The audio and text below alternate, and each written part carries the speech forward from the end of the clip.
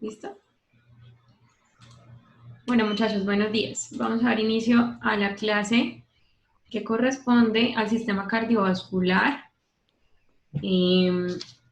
Para ello, principalmente los objetivos del día de hoy, que es como la primera clase de corazón y el sistema cardiovascular, es reconocer esas estructuras que hacen parte del corazón y los principales vasos sanguíneos que están contenidos en él. También relacionarlas con su función, identificar la localización de ellos. Hasta ahí vamos a llegar el día de hoy. Entonces, para ello, vamos a iniciar hablando de algo que conocemos como el mediastino. El mediastino es ese compartimiento que nosotros encontramos a nivel central en la cavidad torácica. Aquí se encuentra ocupada por una masa de tejido entre las dos cavidades pulmonares, ¿sí? Entre las dos cavidades pulmonares, pero no contiene a los pulmones. ¿Qué contiene el mediastino en general? Contiene a las vísceras y las estructuras torácicas, pero vuelvo y repito, excepto a los pulmones. Pero el mediastino, como tiene una extensión desde la apertura torácica superior hasta el diafragma, que aquí lo podemos ver, y en este gráfico también lo podemos visualizar, tiene una división dependiendo de esa misma extensión. Entonces dividimos a ese compartimiento central en dos, en un mediastino superior y en un mediastino inferior. ¿Cómo será esa división para denominarlo cada uno? Para el mediastino superior se va a extender desde la apertura torácica superior hasta el ángulo external, que es el que estoy señalando en este momento.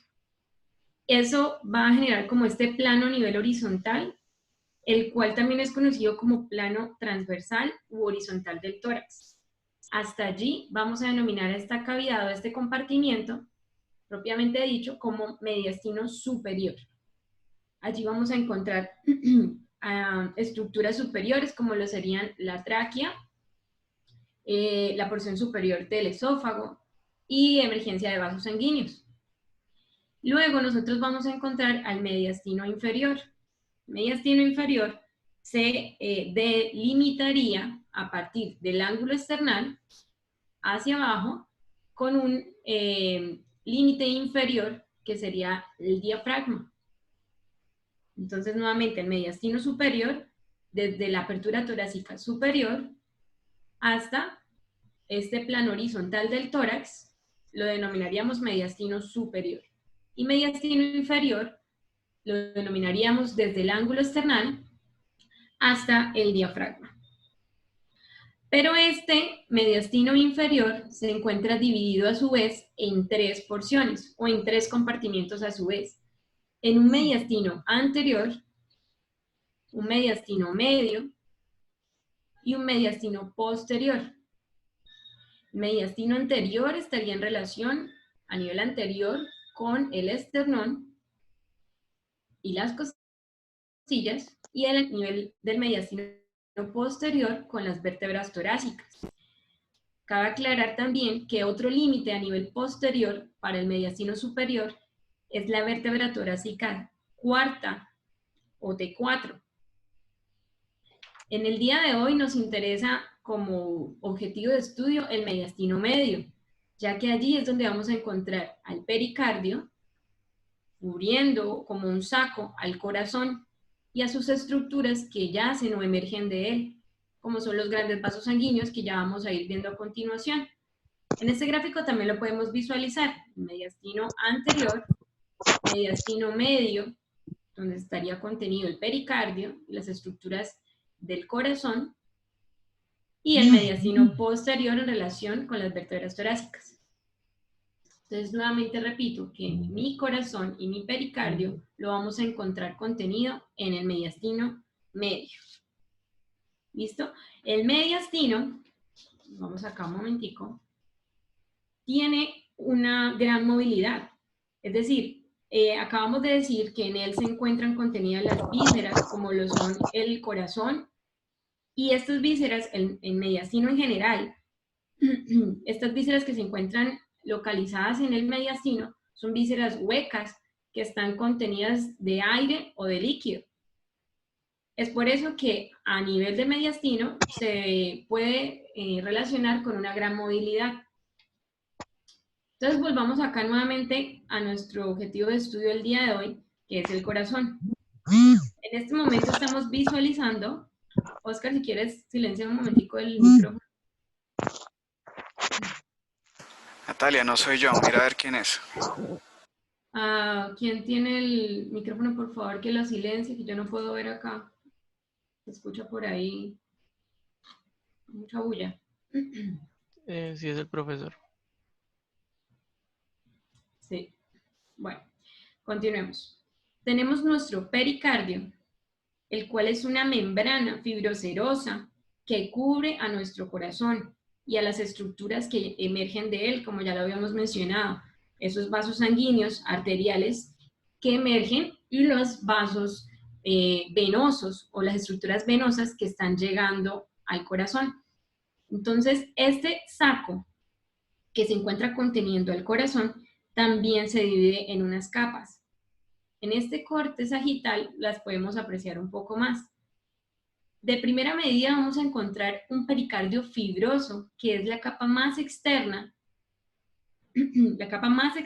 que cubre, como ese saco, al corazón.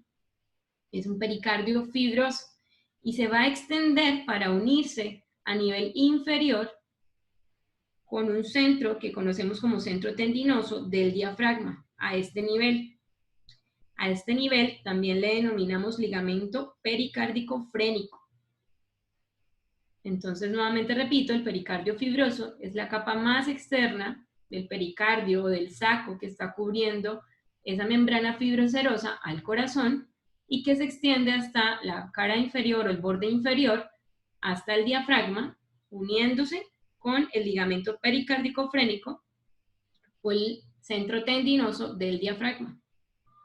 Luego nosotros vamos a encontrar unas láminas que hacen parte del pericardio seroso.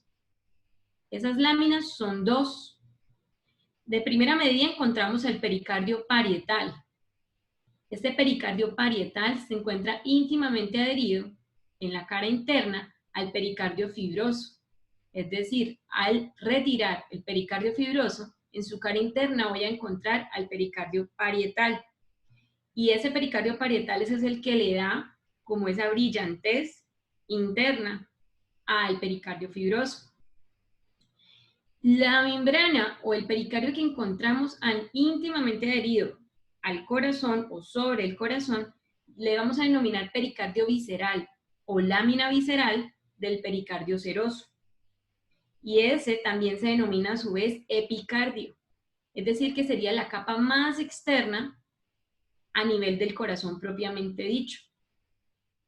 Entonces, de externo a interno vamos a encontrar pericardio fibroso, luego pericardio parietal o la lámina parietal del pericardio seroso, que se encontraría íntimamente adherida en su cara interna al pericardio fibroso, y finalmente el epicardio o lámina visceral del epicardio seroso, que encontramos en la cara más externa del corazón como tal. Y también la vamos a encontrar a nivel de la emergencia de los grandes vasos. Entonces, esto que estamos señalando acá, todo esto es el pericardio, y ustedes ven que se extiende superiormente para cubrir la emergencia de los vasos a nivel arterial y las estructuras venosas que están llegando al corazón. Nuevamente, esto hace parte del compartimiento del mediastino medio, en donde encontramos contenido al corazón.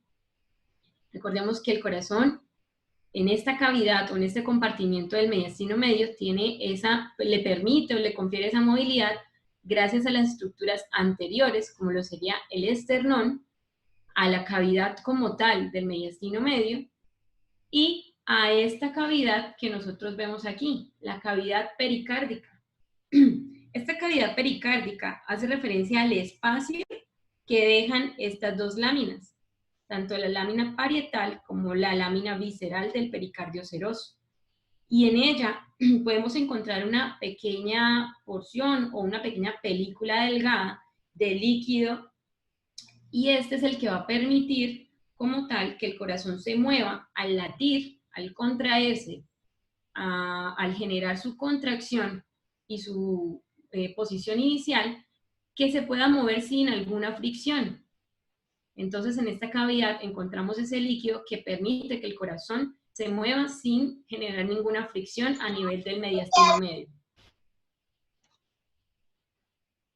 Bien. A nivel de este gráfico, nosotros podemos observar cómo se encuentra situado el corazón a nivel del mediastino medio en nuestra cavidad torácica. Es observable que a nivel general tenemos 2/3 partes del corazón ubicadas de manera oblicua y con su vértice a nivel izquierdo, del hemitórax izquierdo, y 1/3 parte ubicada a nivel derecho.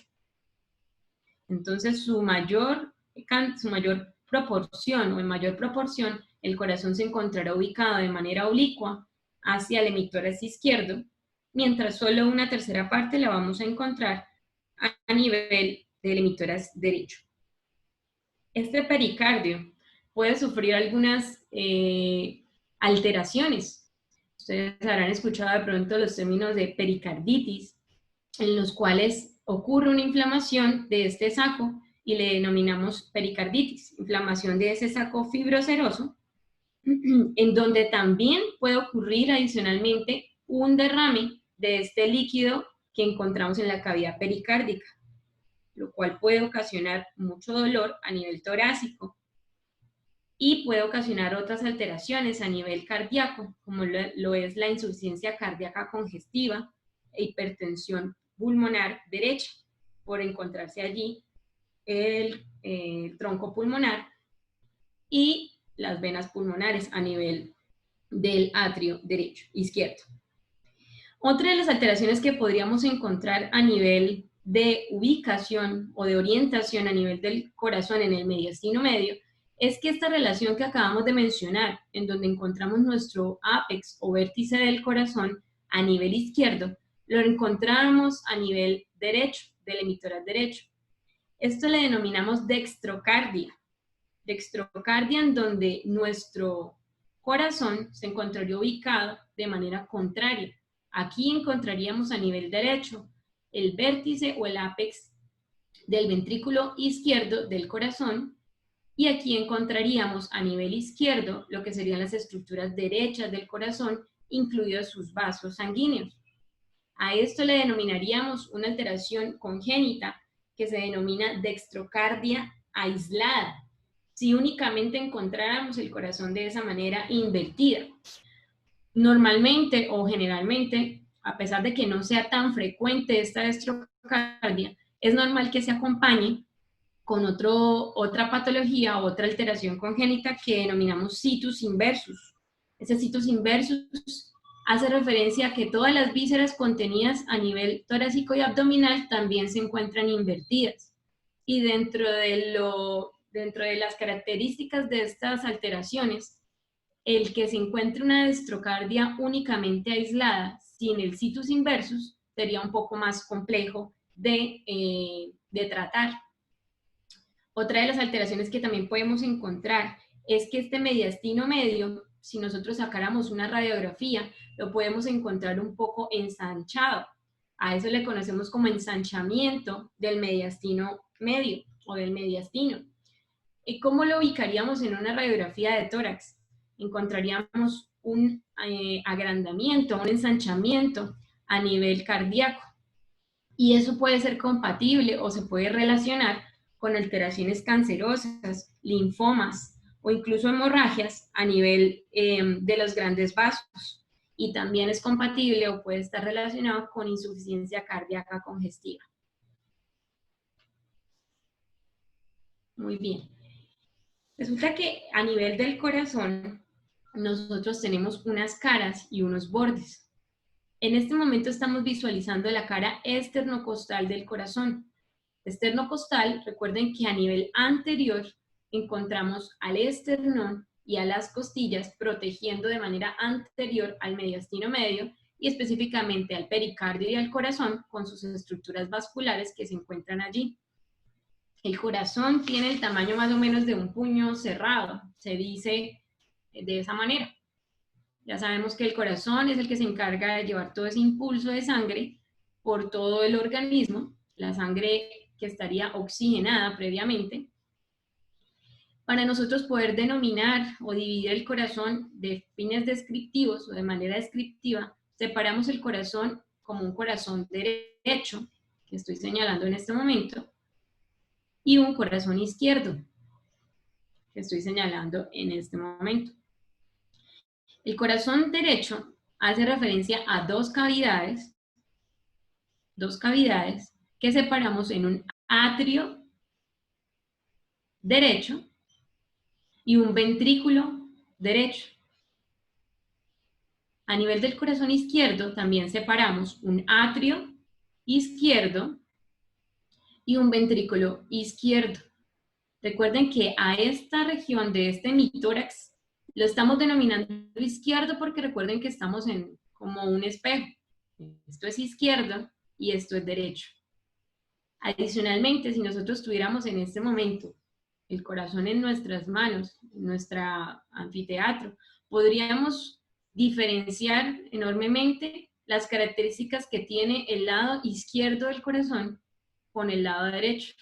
Una de las principales es que el ventrículo izquierdo tiene unas paredes musculares con mayor grosor, lo cual las hace más gruesas, las hace más con una pared mucho más fuerte en comparación con el ventrículo derecho. Entonces el ventrículo derecho lo veríamos un poco más hueco o aplanado en comparación con el ventrículo izquierdo, que si al tocarlo o al palparlo, al tenerlo en nuestras manos, lo podríamos palpar mucho más fuerte y con mucho más fibra muscular, pared muscular, que la hace más resistente. Y esto está relacionado porque el ventrículo izquierdo es el que origina una gran arteria, que es la arteria aorta. Ya lo habíamos tratado un poco en la clase pasada, que la arteria aorta es muy importante porque ella origina, o de ella se originan y emergen unos vasos arteriales que van a irrigar tanto el componente de cara, cuello, miembro superior y miembro inferior. ¿De dónde nace la arteria aorta? Del ventrículo izquierdo. Y como toda esa arteria aorta nos va a llevar ese oxígeno, esa sangre oxigenada a todo el organismo, a todos los tejidos corporales, es por eso que el ventrículo izquierdo tiene que ser de mayor grosor para poder bombear toda esa sangre oxigenada a través de la arteria aorta y llevarla hacia los tejidos periféricos. Bien, decíamos que en este momento vemos nuestra cara esternocostal. Adicionalmente, el corazón también tiene unos bordes. Tiene un borde derecho, que estoy delimitando en este momento, y este borde derecho del corazón está relacionado y principalmente con el atrio derecho. Aquí tenemos nuestro atrio derecho y acá podemos delimitar nuestro borde derecho del corazón. Principalmente está ahí ubicado el atrio derecho. También tenemos un borde izquierdo, que estoy delimitando en este momento. Y este borde izquierdo, como ustedes pueden observar, tiene mayor relación con el ventrículo izquierdo, que estoy señalando a continuación. También tenemos un borde superior, este que estoy señalando, borde superior, que se encontraría en mayor medida delimitado por la emergencia de los grandes vasos y adicionalmente de los dos atrios, tanto el atrio derecho como el atrio izquierdo. Y finalmente tenemos un borde inferior, el cual está relacionado principalmente con el ventrículo derecho y una pequeña parte del ventrículo izquierdo, pero en mayor medida por el ventrículo derecho. Nuevamente, tenemos un borde derecho, un borde superior, un borde izquierdo y un borde inferior. Ya dijimos sus relaciones. A nivel de caras, tenemos la cara esternocostal, que sería la que se encuentra en relación con el esternón, en su cara anterior, y las costillas. La cara posterior del corazón hace referencia a la cara en donde podemos visualizar las estructuras nuevamente que vimos anteriormente.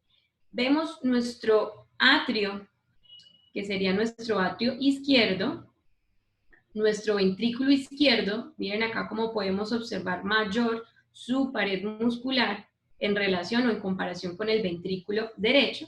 En este caso ya lo giramos, lo rotamos y por eso este lado es el izquierdo y este hace referencia al lado derecho del corazón. Entonces tenemos nuestro atrio izquierdo, nuestro ventrículo izquierdo, nuestro ventrículo derecho y nuestro atrio derecho. En esta imagen nosotros podemos apreciar esas estructuras que salen y que llegan al corazón. ¿Cómo ocurre esta emergencia? Entonces devolvámonos un poquito acá. Ya habíamos mencionado que a nivel del ventrículo izquierdo emerge la arteria aorta con su arco aórtico y que esta arteria nos va a llevar sangre oxigenada a todo nuestro organismo y tejidos corporales. A nivel del ventrículo derecho también está emergiendo una gran arteria, que es la que está acá como número 5. ¿Quién sabe cuál es esta arteria que emerge del ventrículo derecho del corazón? La arteria pulmonar. La arteria pulmonar. Esta arteria emerge principalmente como un tronco. Es por eso que a este nivel le denominamos tronco pulmonar. Arteria, tronco pulmonar. Luego este tronco, aquí podemos ver que se divide en dos. A nivel posterior lo vemos que se divide en dos. En una arteria pulmonar izquierda, que va a dirigirse hacia el pulmón izquierdo, y en una arteria pulmonar derecha, que se dirigirá a irrigar a llevar esa sangre hacia el pulmón y derecho. Esta sangre que está emergiendo, esta sangre que está bombeando desde el ventrículo derecho del corazón y que nos va a salir por el tronco pulmonar y por las arterias pulmonares hacia los pulmones, es sangre que se encuentra oxigenada o desoxigenada. Desoxigenada. Desoxigenada, exactamente. Esta sangre es desoxigenada porque al ingresar a los pulmones, allí es donde se va a cumplir esa función del intercambio gaseoso y de oxigenación de la sangre. Por eso que a pesar de ser una arteria, en este caso no se cumple lo que normalmente mencionamos, que las arterias llevan una sangre rica en oxígeno, pero en este caso es pobre en oxígeno porque apenas van a cumplir su función de ir hacia los pulmones para que en ellos se oxigene esa sangre. Entonces nosotros ya nos dimos cuenta que en los ventrículos, tanto derecho como izquierdo, salen las estructuras, salen las arterias, sale la arteria aorta y sale la arteria troncopulmonar, que luego se divide en dos, arteria pulmonar izquierda y arteria pulmonar derecha. A nivel de atrios o aurículas, las estructuras llegan, es decir, las venas llegan. Las venas que traen esa sangre que se encuentra pobre en oxígeno van a llegar, en este caso estoy señalando el 7 y el número 8, que hacen referencia a las venas cavas. El 7 es la vena cava superior y el 8 la vena cava inferior. Estas venas han recogido, han drenado toda la sangre que ya está desoxigenada por su paso a nivel de los tejidos corporales para ingresar esa sangre al atrio derecho. Al atrio derecho. Entonces vemos cómo las venas llegan y las arterias salen. A nivel del atrio derecho, repito, llega la vena cava superior y la vena cava inferior a dejar toda esa sangre que está desoxigenada. A nivel del atrio izquierdo, nosotros vemos 4 estructuras. Esas 4 estructuras hacen referencia a la llegada de las venas pulmonares, que son 4 venas pulmonares. Tenemos unas venas pulmonares, 2 venas pulmonares izquierdas, una superior y una inferior, y tenemos 2 venas pulmonares derechas, una superior y una inferior. Nuevamente vemos cómo las venas llegan, y en este caso estas pulmonares están llegando al atrio izquierdo. Estas venas recogieron la sangre que ya se oxigenó en los pulmones, es decir que esta sangre que está ingresando a mi corazón es sangre rica en oxígeno. Ya se oxigenó y está ingresando para iniciar todo mi ciclo cardíaco. Está llenando mi aurícula o mi atrio izquierdo para iniciar lo que sería mi circulación. ¿Listo? Entonces eso está claro. A nivel de arterias pulmonares, la sangre es pobre en oxígeno, y a nivel de venas pulmonares, la sangre está llegando ya oxigenada para poder iniciar lo que sería el ciclo cardíaco y llevar la sangre rica en oxígeno a todos mis tejidos corporales. Bien, a nivel anterior, Yo en tengo este una gráfico, pregunta. señora, Es que, porque cuando a uno le van a sacar sangre, le sacan sangre de las venas, si se supone que es sangre desoxigenada. pues depende de lo que quieran mirar, porque es que a nivel de la sangre venosa, lo que se está mirando en un hemograma son dependiendo, porque si nosotros queremos mirar oxígeno, lo que nosotros miramos son gases arteriales, y para mirar gases arteriales sí miramos sangre arterial, como su nombre lo indica. En un hemograma puede ser sangre venosa, que ya sería lo que normalmente nosotros hacemos cuando nos sacamos esa sangre que tú estás mencionando. Estamos mirando ya a nivel de linfocitos, de leucocitos, de la cuenta blanca y de la cuenta roja, eritrocitos, etc. Pero si nosotros sí queremos mirar a nivel de oxigenación cómo se encuentra el paciente, lo que se indicaría para ese paciente son gases arteriales. Y esos gases arteriales sí se deben sacar a nivel de arterias. Inicialmente la arteria radial es donde se saca esa sangre para poder analizar el sistema de oxigenación, cómo se encuentra en el paciente, si es lo que queremos mirar. Entonces, a nivel de hemograma, lo que estamos mirando son otras relaciones, y por eso se hace es una venopunción a nivel de la sangre venosa. A ver, chicos, un hemograma mira celularidad y ustedes tienen una celularidad plasmática igual en todos los componentes sanguíneos. Mientras que a nivel de lo que son productos del metabolismo, la sangre venosa ya ha recogido todo lo que es de desecho. Entonces, para ustedes no sirve de nada mirar en sangre venosa esos productos de desecho. Por ejemplo, cuando uno va a mirar citotoxicidad de alguna sustancia, uno ni siquiera toma la sangre arterial, toma la venosa, precisamente por eso, porque uno espera que en sangre venosa esos componentes secundarios de algún tipo de químico estén evidentes en la sangre venosa y no en la arterial. Entonces, uno tiene que tener mucho conocimiento, ustedes van a ver eso en hematología, porque uno toma muestras de un medio y toma muestras de otro medio. Eso diferencia mucho. ¿Listo? ¿Respondimos tu pregunta? Sí, profe, gracias. Listo. Entonces, a nivel anterior, como vemos en este gráfico, vamos a observar unas estructuras como lo es esta, en este momento, que es el surco interventricular anterior.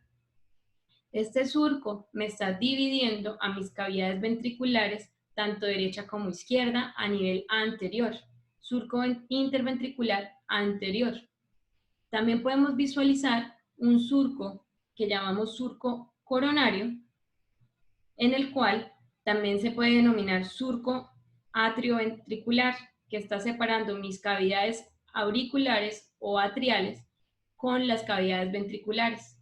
Surco coronario, o también denominado surco atrioventricular, y surco interventricular anterior. Así como tenemos un surco interventricular anterior que separa a mis dos ventrículos en la cara anterior, también lo podemos evidenciar en su cara posterior. Un surco interventricular posterior que está separando en la cara posterior del corazón al ventrículo derecho con mi ventrículo izquierdo. Entonces ya diferenciamos las estructuras que están llegando y saliendo a nivel del corazón, y vemos esta estructura que podemos observar aquí. Esta es otra vena denominada seno coronario, que también está drenando en el sistema venoso cardíaco del corazón en sí hacia el atrio derecho. Es decir, que al atrio derecho no solamente llegan las venas cava superior y la vena cava inferior, sino también drena el contenido venoso del seno coronario, ¿sí? Del seno coronario. Una vez nosotros hacemos este tipo de cortes para visualizar la anatomía interna del corazón, podemos visualizar las cámaras en su contenido interno y vamos a ver que cada una de ellas tiene unas características diferentes dependiendo de cuál sea su funcionalidad. En este momento podemos visualizar a nuestros atrios en su cavidad interna y los ventrículos en su cavidad interna, haciendo un corte de este tipo. En este lado izquierdo de la gráfica vemos una imagen de Netter y en este momento podemos visualizar una imagen de lo que sería un espécimen, una muestra en un anfiteatro. Aquí nosotros podemos observar la estructura interna del atrio derecho y en este gráfico se me olvidó mencionarles que tanto el atrio derecho como el atrio izquierdo tienen unas pequeñas prolongaciones o cavidades que se prolongan de cada uno de los atrios. En este momento estoy señalando la orejuela del atrio derecho, pero también hay una orejuela del atrio izquierdo, orejuela. Aquí entonces, en esta corte, podemos visualizar qué podríamos nosotros encontrar a nivel del atrio derecho. Vamos a encontrar lo que serían estos músculos. Y estos músculos son músculos pectíneos, que únicamente vamos a encontrar a nivel de atrios. No los vamos a encontrar en los ventrículos. Músculos pectíneos o pectinados, también los encuentran así. En el atrio derecho y en el atrio izquierdo del corazón también los vamos a encontrar. También podemos visualizar nuevamente nuestro surco que está separando a la cámara atrial con la cámara ventricular. Y aquí nuevamente vemos lo que sería el tabique interventricular, que está separando a cada uno de los ventrículos. Tabique interventricular. Separa mi ventrículo derecho del ventrículo izquierdo del corazón. Muy bien. ¿Qué estructuras son las importantes que nosotros debemos diferenciar a nivel del ventrículo izquierdo y del ventrículo derecho? Vamos a hablar principalmente del ventrículo derecho del corazón. El ventrículo derecho tiene unos músculos que se encuentran irregulares y a estos músculos le vamos a denominar trabéculas cavernosas o músculos trabeculados, trabéculas cavernosas. Bien, a este nivel nosotros vamos a encontrar lo que llamaríamos la válvula tricúspide, y es tricúspide porque se conforma de 3 valvas, a su vez una valva anterior, posterior y una valva septal. Cada valva está insertada gracias a unos músculos que son músculos papilares. Músculos papilares solamente los vamos a encontrar en los ventrículos. El músculo papilar anterior, músculo papilar posterior, que aquí no lo visualizamos, y músculo papilar septal.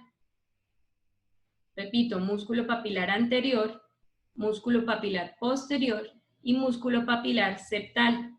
Estos músculos se encuentran insertándose a través de las cuerdas tendinosas a cada una de las cúspides o de las valvas anterior, posterior y septal. Y esto me permite que la válvula tricúspide que me está separando al atrio derecho del ventrículo izquierdo tenga un dominio una vez se haya llenado el ventrículo derecho del corazón para que esa sangre no se vaya a regurgitar o a hacer un proceso retrógrado de flujo sanguíneo nuevamente hacia el atrio derecho. Recordemos que al atrio derecho están llegando las venas cavas, la vena cava superior y la vena cava inferior. Esa sangre está desoxigenada y esa sangre va a pasar al ventrículo derecho del corazón.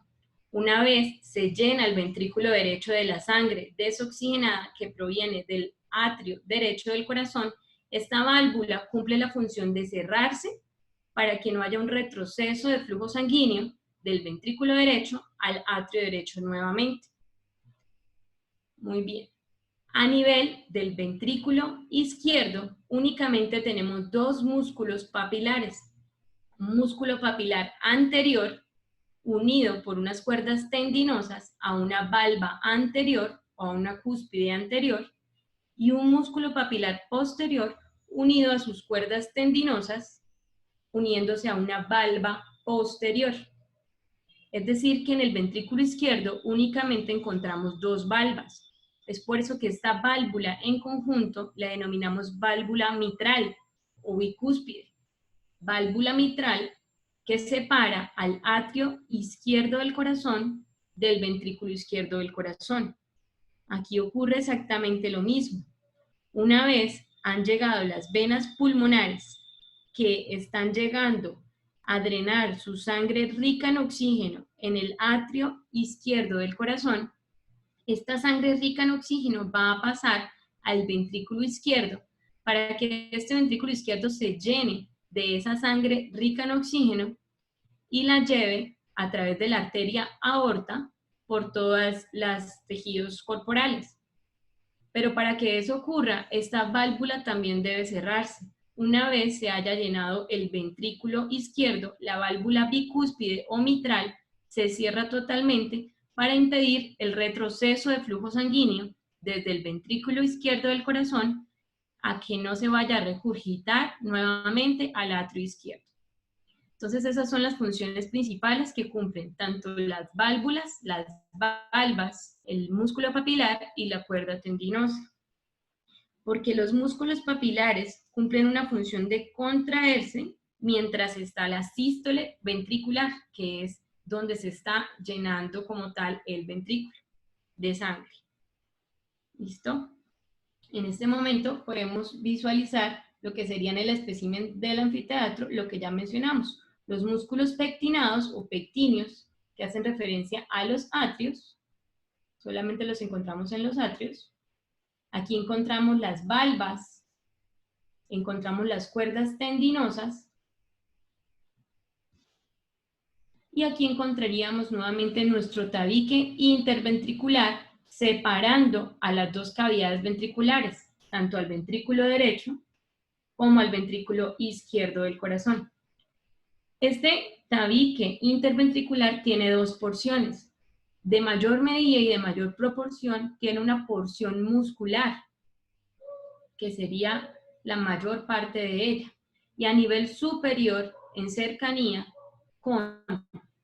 a nivel atrial, tenemos una porción que denominamos porción membranosa del tabique interventricular. Muy bien. Aquí nuevamente podemos visualizar nuestro ventrículo derecho con sus tres valvas. Tenemos un músculo papilar anterior, músculo papilar posterior y nuestro músculo papilar septal.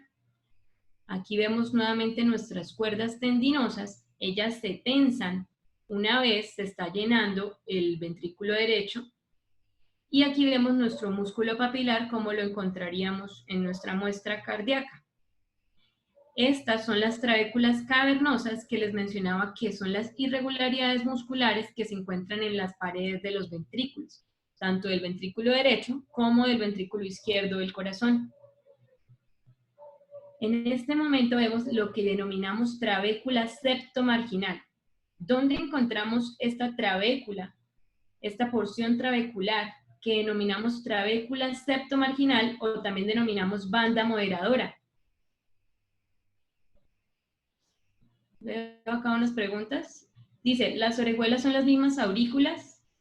No, no son las mismas aurículas. Recuerden que actualmente a las aurículas se les denomina atrio. Es por eso que surge como esa confusión. Actualmente a este pedacito, a esta extensión se lo denomina orejuela, o hay unos textos que le denominan auriculilla, porque es una extensión pequeñita que hace que la cavidad atrial sea mayor, pero es una extensión y se ve así, como una orejita, y por eso se le dice orejuela. Otros textos la denominan como auriculilla, pero no es lo mismo que la cavidad atrial como tal. El atrio es como tal la estructura que ya habíamos visto en la gráfica anterior, que es toda la cavidad, toda la cavidad. Bien, hablábamos de la trabécula septomarginal, que también es conocida como el nombre de banda moderadora, y esto tiene una gran importancia a nivel del ventrículo derecho, porque por allí pasa la rama derecha del fascículo atrioventricular, en donde se sigue el sistema de conducción nerviosa del corazón, que ya lo vamos a ver. Se denomina trabécula septomarginal o banda moderadora, que únicamente la encontramos en el ventrículo derecho en relación con el tabique interventricular. Entonces, a este nivel la podemos nosotros visualizar. Este es nuestro tabique interventricular y acá nosotros tenemos nuestra banda moderadora o trabécula septomarginal. Una de las preguntas que usualmente hacemos es pinchar la estructura de la trabécula septomarginal y preguntar conducción nerviosa a este nivel. Su respuesta correcta es que por ahí pasa la rama derecha del fascículo atrioventricular, antiguamente conocido como rama derecha del haz de His, que hace parte del sistema de conducción nerviosa del corazón, el que produce y el que genera los impulsos a nivel cardíaco. En el atrio derecho, acá podemos visualizar mucho mejor nuestras dos porciones musculares que encontramos a nivel atrial. El número 6 hace referencia nuevamente a los músculos pectinados o pectíneos, y también vemos una porción que se encuentra lisa a nivel del atrio derecho. En esta porción lisa nosotros podemos visualizar unas válvulas o unas valvas a nivel de desembocadura de las venas cava superior e inferior, y también a nivel de la vena seno coronario. Entonces allí es donde encontraríamos esta pared lisa del atrio derecho. Estas válvulas son válvulas que permiten la entrada de las venas cava inferior, cava superior y de la vena seno coronario. Aquí podemos visualizar lo que sería la entrada de la comunicación atrioventricular derecha, en donde encontraríamos la válvula tricúspide con sus tres valvas o sus tres cúspides, anterior, posterior y septal. Muy bien. Las válvulas cardíacas son importantes porque, como yo les mencionaba anteriormente, haciendo referencia a la válvula tricúspide y a la válvula mitral, ellas son las que impiden que haya un retroceso de flujo sanguíneo de una cavidad a la otra. Entonces miren acá que en esta vista nosotros podemos ubicar la válvula mitral, que haría referencia en el atrio izquierdo al ventrículo izquierdo, y la válvula tricúspide, que haría referencia del atrio derecho al ventrículo derecho. Entonces ya vimos que cuando ellas se cierran es porque impide el paso de sangre como retroceso o regurgitación a la cavidad atrial. Pero lo que es la arteria pulmonar o el tronco pulmonar y la arteria aorta, ellas también tienen unas válvulas que denominamos como válvulas pulmonares y válvulas aórticas o valvas. Estas válvulas también tienen el nombre de válvulas semilunares. Acá las visualizamos también a nivel del tronco pulmonar, que se encuentra anterior a la aorta, y a nivel de la arteria aorta otras tres valvas semilunares. Cada una de ellas recibe un nombre. A nivel pulmonar tenemos una valva anterior, derecha e izquierda, y a nivel aórtico tenemos una valva posterior, derecha e izquierda. Y estas valvas también, o estas válvulas, también lo que hacen es que se cierran para impedir el paso o la regurgitación del vaso sanguíneo a que se devuelva nuevamente al ventrículo que corresponde. Es decir, la válvula pulmonar del tronco pulmonar, sabemos que es la arteria que está emergiendo del ventrículo derecho. Esta válvula se encuentra a este nivel e impide el paso de la sangre para que se devuelva al ventrículo derecho. Lo mismo pasa con el ventrículo izquierdo. Una vez ella eyecta su sangre por la arteria aorta tiene sus válvulas semilunares a este nivel que se cierran súbitamente para impedir que se regurgite la sangre nuevamente hacia el ventrículo izquierdo. Esa es la función de las válvulas cardíacas al cerrarse y al abrirse. Tienen que estar abiertas cuando hay un llenado en una fase de sístole, pero tienen que estar cerradas para impedir la regurgitación o el retroceso sanguíneo. Finalmente, terminamos un poco de hablar con lo que llamamos el sistema de conducción eléctrico del corazón. Entonces, yo les mencionaba ahorita que para poder generar todo ese ciclo cardíaco que ya vimos y que hemos venido hablando, hay unas estructuras y unos componentes que son especializados para llevar una secuencia de conducción eléctrica y del impulso cardíaco como tal. Y esto es lo que permite que haya un impulso que me permita un llenado ventricular y un vaciado ventricular. Y todo inicia gracias al primer paso y a este primer nodo que encontramos a nivel atrial derecho, y es el nodo sinusal. Este nodo sinusal es el nodo que reconocemos como el marcapasos del corazón. Este es el que inicia los impulsos y regula los impulsos a nivel cardíaco. El nodo sinusal inicia el latido. Una vez este inicia el latido, hay unas fibras y un sistema de fibras de conducción que van a permitir que esa conducción nerviosa se transmita por todas las paredes del corazón. ¿Cómo funciona esto? A nivel atrial encontramos otro nodo, que es el nodo atrioventricular. Y este nodo, una vez se ubica el primer latido o el primer inicio de conducción, rápidamente se activa después del nodo sinusal para permitir la continuación de la conducción eléctrica del corazón. Una vez este nodo atrioventricular se ha conducido o se ha activado, se ha estimulado, este pasa a nivel del tabique interventricular a dividirse en dos ramas. Una rama derecha, que es la que yo les mencionaba anteriormente, a nivel del ventrículo derecho, que conocemos como rama derecha del fascículo atrioventricular, que antiguamente le denominábamos rama derecha del haz de His. Y esta rama derecha que va y se dirige en dirección al ventrículo derecho es la que me lleva esa conducción al ventrículo derecho. También tenemos una rama izquierda del fascículo atrioventricular que irá al ventrículo izquierdo del corazón. Y esas ramas terminan como ramas subendoteliales, que son las que conocemos como las fibras de Purkinje. En resumen, tenemos un primer latido, que es el marcapasos del corazón, que inicia con la despolarización del nodo sinusal, que conduce impulso nervioso rápidamente hacia el nodo atrioventricular, el cual se conduce a través del fascículo atrioventricular y se divide en unas ramas derecha e izquierda para permitir la despolarización de los ventrículos derecho e izquierdo. Listo, muchachos. ¿Tienen alguna pregunta hasta acá que podamos resolver antes de que se acabe la clase?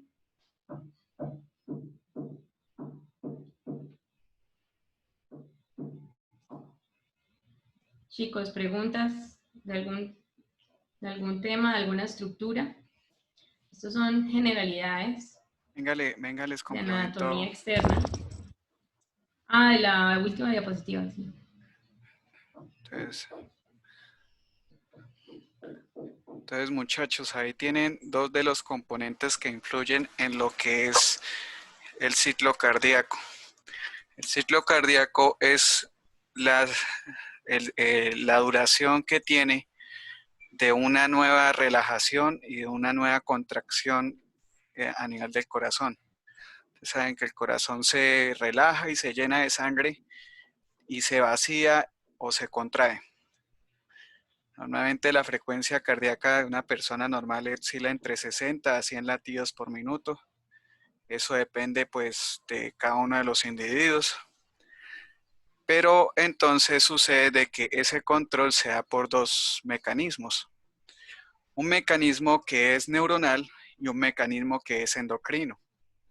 Ahí ustedes están viendo el mecanismo neuronal. Ven unos nervios hacia la parte lateral que se ven como bolitas, que son ganglios.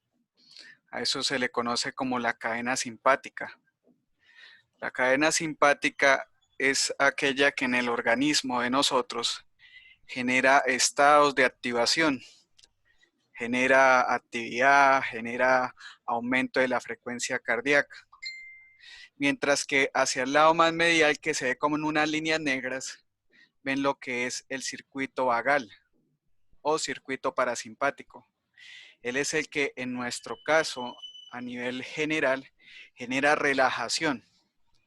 Por lo tanto, lo que es la cadena simpática es un sistema de tipo catabólico, mientras que la vía parasimpática es de tipo anabólico. Uno busca preservar la energía y otro busca gastar energía. Entonces, uno puede tener esa cadena simpática, ustedes la ven ahí, que abarca desde lo que son los segmentos torácicos hasta los segmentos cervicales. Lo que sucede es que a nivel medular, ella no sale de los segmentos cervicales.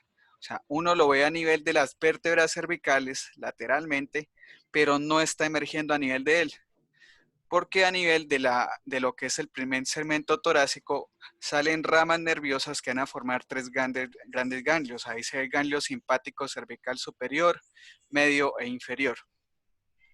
En relación a eso, esos ganglios controlan lo que es las fuerzas contráctiles del corazón. Van a ir a inervar el corazón para generar contractibilidad, especialmente lo que es el medio, el inferior. El superior se da para la pleura, y se da también para lo que es el pericardio. Porque recuerden que allá van a haber vasos, ¿sí? A nivel de lo que es el pericardio, pericardio seroso, vamos a tener lo que son los vasos que van a irrigar el corazón. Entonces sucede de que ellos tienen, la cadena simpática tienen como neurotransmisor de preferencia lo que es la noradrenalina. Ustedes saben que la noradrenalina es un derivado de la adrenalina. Y si ustedes ya conocen la adrenalina, saben que ella es la que a uno lo pone y lo altera a uno, ¿sí? Lo pone uno activo, ¿sí? Mientras que el sistema parasimpático es colinérgico. Él secreta lo que es acetilcolina. Él también es activador, él no es inhibidor, ambos son activadores. Lo que sucede es que la acetilcolina a nivel del corazón produce relajación del sarcolema y permite la recaptación, un nuevo ciclo de recaptación de calcio. Entonces eso tiene que ver con muchas cosas de manera endocrina. Entonces recuerden que la cadena simpática activa, la cadena parasimpática relaja. Pero sucede que, muestra, pásame, ahí puedes darme control o no. ¿Tú ya lo tienes? Ah, no, No. de esta no. No, por eso pensé que aquí deja tomar control del cursor de allá, ¿no? Entonces sucede de que uno puede vivir sin estar conectado a esos dos. Pasa la diapositiva anterior, Natalia. Ustedes tienen ahí tres sistemas de nodos, uno azul, uno amarillo y uno rojo. Uno puede vivir sin los dos anteriores, uno puede ir solo con el rojo. El nodo sinusal, lo que sucede, que es el primero, el azul, mantiene la frecuencia cardíaca dentro de un estado óptimo que nos permite a nosotros mantener la vida, que es entre 60 a 100 latidos por segundo. Nosotros esperamos tener entre 60 a 100 porque esa frecuencia cardíaca satisface las necesidades nutricionales del organismo. En cambio, el nodo atrioventricular, que es el amarillo, suele tener solo una frecuencia entre 40 a 60. Uno puede desconectar el nodo sinusal y vivir solo con el nodo atrioventricular, pero estaríamos con bradicardia. Y con bradicardia nosotros tendríamos problemas de oxigenación de tejidos, además de la nutrición de los tejidos. Entonces sería peligroso, pero no quiere decir que nosotros no podamos vivir solo con él. Y también podríamos dañar esos dos nodos y solo tener con el rojo, que es el haz de Purkinje, ¿sí? Señala lo rojo, que son las fibras de Purkinje. Las fibras de Purkinje ya oscilan entre menor de 40 latidos por segundo. Entonces lo que sucede es que los marcapasos cuando se colocan se conectan en ese nodo, en ese sistema de neuroconducción cuando está roto frente al infarto y buscan que con corrientes eléctricas con una oscilación de 60 a 100 por minuto mantengan lo que es la frecuencia cardíaca normal. Entonces pasa a la siguiente, Natalia. Entonces uno puede tener también una destrucción de la vía simpática, aquella que estimula el corazón. Y uno se pregunta, pero venga, si a mí me están diciendo que la parasimpática relaja, ¿qué tiene que ver la simpática entonces? Lo que pasa es que la simpática tiene que ver con activación no mediada. Y ella lo que hace es que ustedes van a tener una contractibilidad mediada por el sistema simpático, pero regulada por el sistema parasimpático. Entonces uno requiere siempre el parasimpático, es para regular el latido. Y uno puede ir más sin la cadena simpática porque nosotros tenemos adrenalina circulante. La adrenalina circulante es la que favorece que a nivel del corazón, cuando es irrigado, pero no por el llenado sanguíneo, sino por la irrigación cardíaca dada por las arterias coronarias, permita lo que es también un método alterno a la contracción cardíaca. Entonces, uno puede llegar de manera alterna, darle actividad al corazón por parte de la vía simpática a través de la irrigación coronaria. Por eso cuando uno tiene infartos o oclusión de las arterias coronarias, también afecta la vía endocrina del corazón. Y el corazón no logra tener ese restablecimiento. Por eso hay que hacerles lo que es un injerto venoso. Se le coloca un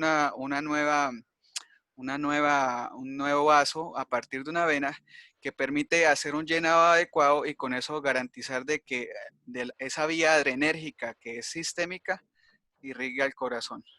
Entonces, no quiere decir que uno no pueda vivir sin vago y sin cadena simpática, pero sería difícil de todo modo la vía y habría que recurrir a otro tipo de sistemas mecánicos o electroconductivos para mantener su función. ¿Listo? ¿Qué otras dudas tienen, chicos? Listo, muchachos, pregunten. Tenemos 5 minuticos, 4 minuticos de preguntas antes de cerrar la sesión. Ven que allá dice cronotrópico, muéstreles donde dice cronotrópico, porque esas son las de profesor Vladimir. Ven que ahí dice que es cronotrópico positivo, ¿cierto?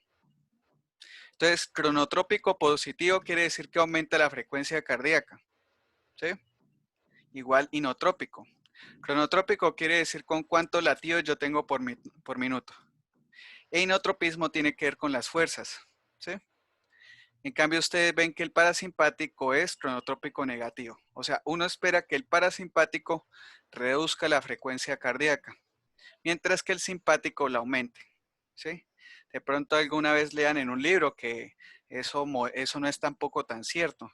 Pero de manera general, el vago les va a relajar el corazón, mientras que la cadena simpática les va a aumentar la frecuencia cardíaca.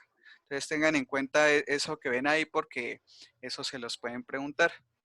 Ahora, el control de la cadena simpática, como pueden ver ahí, es dado por un núcleo que está a nivel de lo que es el asta lateral de los segmentos torácicos. No requerimos tanta la función superior a nivel del encéfalo para que el corazón lata. ¿Por qué no? Porque nosotros los primeros reflejos primitivos nacen en la médula espinal. Y ustedes saben que el corazón late independientemente de las funciones cerebrales. Entonces, para que se dañe el latido cardíaco, yo tendría que segmentar a nivel torácico. Mientras que para hacer desregulaciones del ciclo cardíaco, yo tendría que dañar a nivel del bulbo raquídeo, a nivel del encéfalo. ¿Listo?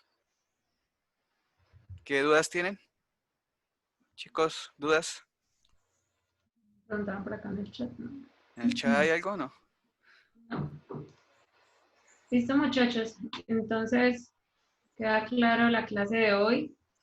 Ya son las 10, creo que ustedes tienen otra clase. Si no tienen preguntas, luego les pasamos entonces en el Moodle el link